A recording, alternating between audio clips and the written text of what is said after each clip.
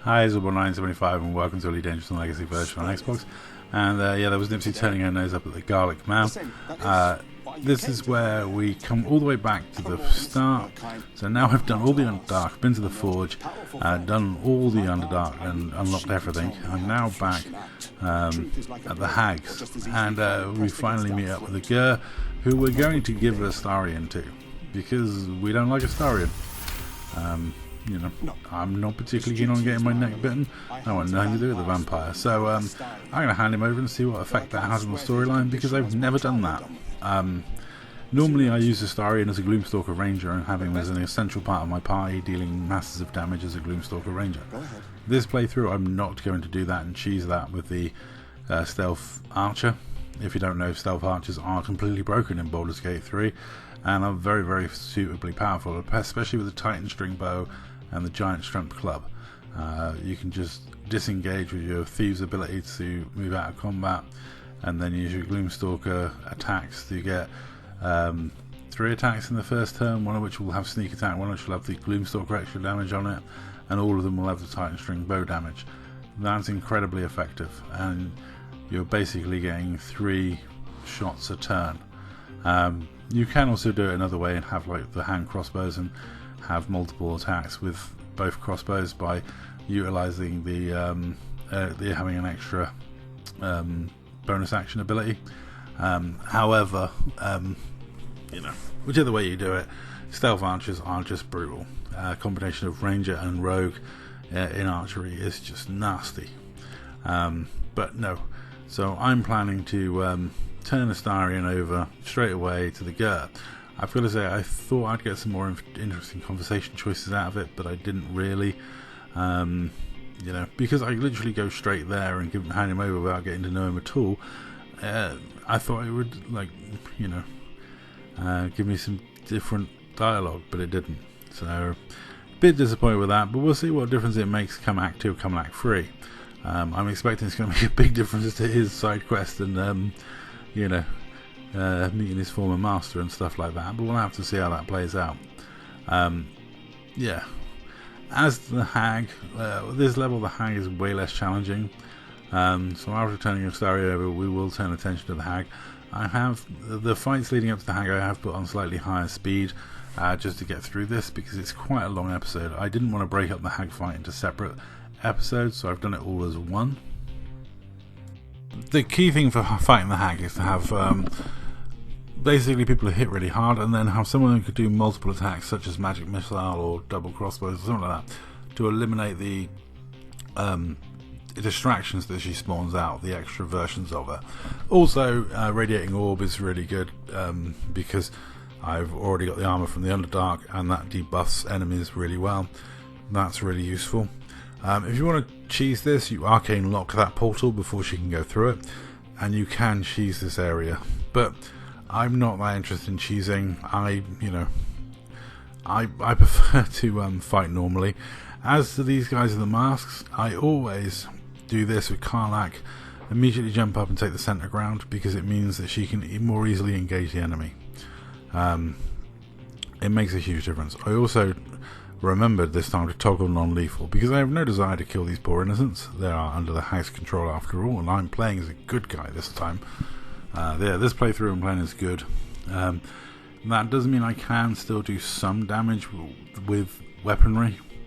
I don't have to worry about like not hurting anyone. There is a sort of, you know, you can do a little bit of damage as long as the last blow is with non-lethal. You're fine.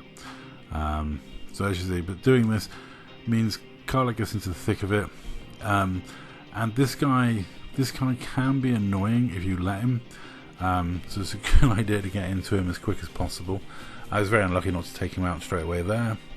But like I say, yeah, you wanna make sure the hits you do that finish people off. Like, I can't shoot him with a bow here with his low hit points, but if I come down here and whack him with the spear, that's fine, he's gone. And now these two girls are like right in the thick of it behind the guys, and leaving me and Shadowheart on this side.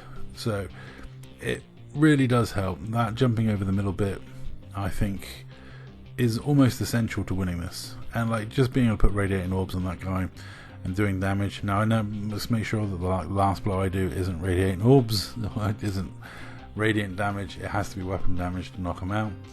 But ultimately it is really useful to whittle them down with spells, so when you do hit them with the melee weapons, you can they're lower down. It's like I've been tempted to use stuff, but yeah, Shocking Grasp is great when you get, because you get such a bonus to hit with it, and it's not going to do that much damage, and it also means you can disengage from combat. It's great for hit and run tactics, things like that. One of the great reasons about jumping around with Karlach is you can get behind here, take the healer out before the healer has too much of an effect on the fight, and she doesn't take a lot to take down. Now once you're taking her down, it's way easier to take the rest down. Like I say, it's one of those fights that's remembering to jump your characters around a bit more because of the mud.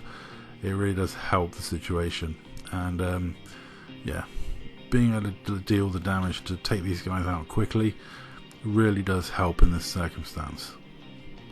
And I think we're down to one masked guy left. This couldn't have really gone any smoother, and as I say, it helps because I'm higher level. Quite effectively, this stuff is now too low a level for me.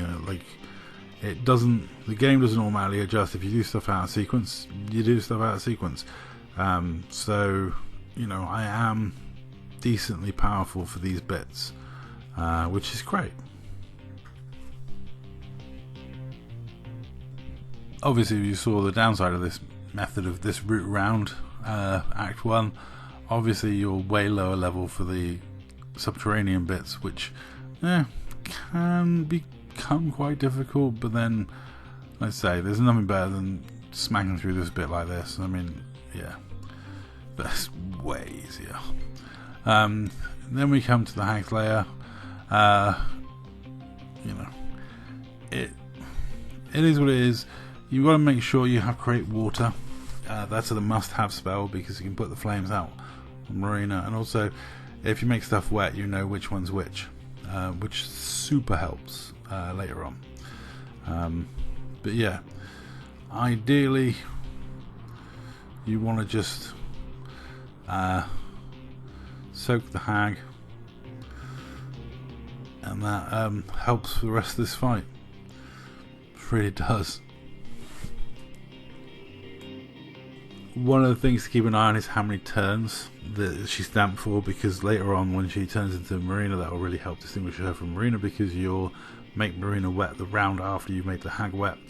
It's a whole thing, it's a whole strategy.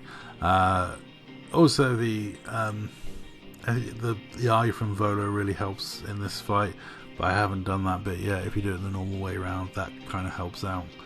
But yeah, this is not the most challenging of fights, just lots of attacks to get rid of the duplicates, and use high ground when you can to get the extra bonus to hit with the bonus to hit for archery and stuff like that, and throwing stuff. I make a pretty pig's ear of it this time around because I've got spells that get rid of a lot of duplicates, but I'm slightly out of range for them, and I'm deciding which way around to go. I went the right hand side and I thought I'd get further around, so I thought I'd get 3 or 4 of the duplicates in range, but Nipsy's a bit slow. One of the few downsides of being a gnome obviously is the base movement speed, and I can't remember, I think I forgot to do like the spells before this fight. I can't remember if I had on all my usual buff spells, so I don't think I'd done Longstrider in that before this fight because I'm a bit of an idiot. I was in a rush to get down here, but yeah, normally I counteract the slowness with Longstrider, etc. And yeah, I gotta say, this fight went fine, even though there was a couple of hiccups, like here where I moved Karlach down. I just want to take care of the duplicates. I know that one's the hag because she's showing us wet, as you can see at the top, which was when I, sprayed her with water. So I'm actually going down here to throw axes at the duplicates just to get rid of them, because they all cast Ray of Sickness out of the duplicates, so you want to get rid of as many of the duplicates as possible, and I missed twice with the axes, which is kind of annoying. I probably should have raged before, and I don't know. But either way, I'll engage one in melee. That pretty much neutralizes it. Now, like I said, I'm going to charge up her lightning charges by hopefully hitting the hag with an arrow, and then I can plow in with my spear, which I obviously miss with because that's, yeah, great. But now at least I'm doing, should be doing caustic. Oh no, I think she's immune to caustic or something. But yeah, I'm doing extra damage because of the, the lightning damage, the caustic ring. If the sword's in play, she'll do thunder damage. The idea with the Zell is all the little bits of extra damage, which do over time add up and make it better. I'm just waiting to do the cure-all just to help everyone out with Bless and Blade Ward, because Shadowheart's build is nearly complete with all the rings that she needs, and she's actually really optimized quite nicely for healing. When she heals, she does extra healing, and also she gives everyone Blade Ward and Bless, which is hugely valuable. After in real life campaign without Bless for sure, because we were constantly having to make intelligence saving throws, and everyone had used intelligence as their dump stat. So that extra D4 proved huge as the campaign went on and on, and we had to make more and more intelligence saving throws. As you can see here, this is what I mean by magic missiles. Just amazing for clearing out multiple targets. Just, put a little magic missile into everyone, gets rid of them all. And yeah, getting rid of duplicates is really handy. Putting some damage into the hag when you can. Just in general, not too worried about it, because Karlach's about to absolutely destroy the hag after she's taken care of some of the duplicates. Because while, like I say, the duplicates are annoying because they just cast spells, and it's handy to be able to get rid of them. And yeah, Poo Scraper. I'm still carrying around Poo Scraper because I'm hoping to use it to kill the big bad at the end. It's a fun little named knife that you find in the layer, the cavern beneath the herbalist, where you find the scroll for summoning Shovel the Quasit. Yeah, Poo Scraper. I always carry it around, keep it on my character, because it's just, the fact it's just named. But there you go. So a little bit of every type of damage. Small arrow, but like the extra 4 hit points in lightning damage and other damage, it just helps chip away at things. And yeah, the debuff from radiating orbs, and then some bless and healing getting around. Yep, everyone's doing fine. Blade Ward and blessed. Yeah, shame not fireproof or vicious mockery proof, but can't have everything. And yeah, it's time to mess her up with Karlach, I feel. But unfortunately, Karlach, I don't know what's wrong with her at the moment. She's just not feeling it at the moment. Like, she's all fully buffed, and no, tenacity again. Just been letting me down lately. That's a good. 19 hit point chunk's not bad, I suppose. But I decided to try and get over Vicious Mockery back. Probably not the best idea, because yeah, she's gonna have a decent saving throw. And here again, like, oh, that one's that one, so we know which one she is. Time to pommel her. I'm being good, so I didn't go for the stat increase. Before you ask, if you get the hag low, you can take a deal where you get a stat increase, but you kind of initially have to like side with the hag a bit and like persuade her. But there is a way of doing it where you persuade her and save Marina. But I'm being goody two shoes, so I was literally like, I don't really want to go on that storyline path. I don't want to like encourage her, and I got good enough stats as it is. So and again, she splits, constantly just splitting and diverting. It's annoying as hell. But that's that's what this fight's all about. That's why you want someone with magic missile, just so you can click on 3 of the variants, 4 of the variants, and blah blah blah. And that will help you find the right one straight away. I think I got through this fight pretty efficiently, to be honest. It is annoying for the terms of the barbarian raging, because yeah, It's quite easy to end up a long way from the hag because she's switched around the map for on you. But that's what I'm good at. Throwing shit at her, doing damage with throws.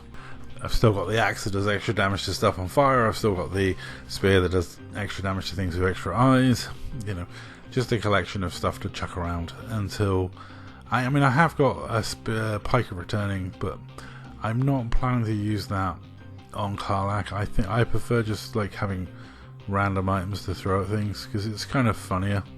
You can throw all sorts of weird and wonderful stuff, and yeah, any extra damage you can eke out in this game is worth doing. That's what I always say. But oh, still another fake to get rid of. Probably should have shot this and not blown myself up, but I'm dumb. And yeah, that's pretty much it for the hag fight. The hag's now going to do a bit of negotiating. Well,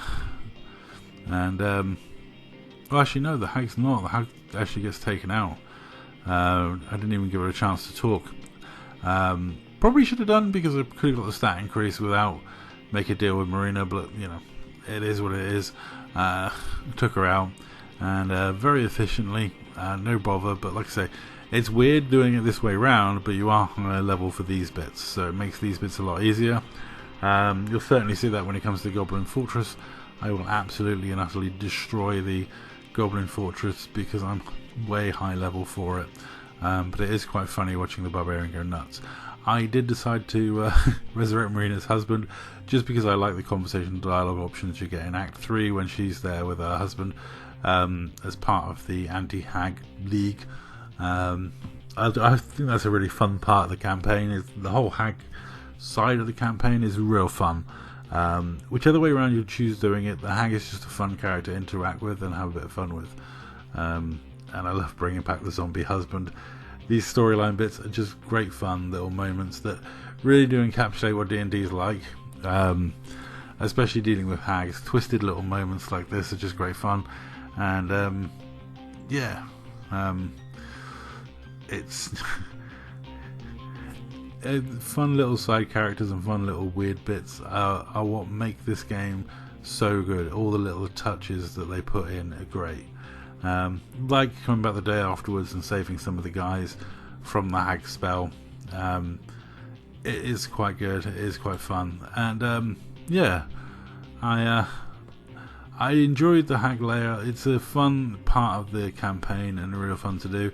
The goblin camp's awesome. The locations in Act 1 are really fun, and there's a lot to them that people can easily miss. And there's bits that play better for the Dark Urge and don't play better for the Dark Urge. But yeah, I loved rescuing as many of the hags people as possible, so you know, it's kind of fun. And yeah, releasing as many of the hags slaves as I can is something I always aim to do. But yeah, let me know in the comments down below what you think of the hag's lair. What do you think of the fighting the hag? Do you have any tips or better ways of doing it than using magic missile to get rid of the duplicates and making her wet to tell which one's her? Let me know if you've got some other subtle tricks in the comments down below. And yeah, it's always fun saving these people and like not killing them. So I do try and aim to be good when I'm being good and be bad when I'm being bad. I really need to do a Dark Urge playthrough. I've also got a bit of an awkward thing coming out soon because the update for this for patch 8 is coming out soon. And the temptation obviously is to restart this honor mode with that patch with extra subclasses at hand. But I'll see. I'll see what happens. I know Booming Blade is coming in as a spell, which is, as I'm playing this as Nipsy, the character that I had on a Wednesday night for a few years playing an in real life campaign. I gotta say, Booming Blade was like her absolute signature cantrip. Booming Blade, then Misty Step away, so they have to move and take the booming damage twice. That's the way it goes. You gotta make the most out of your one attack when you're a bard. Anyway, that's all for this video. Thank you very much for watching. Let me know what you think in the comments down below. And yeah, we'll be back with next episode of Nipsy's Adventures.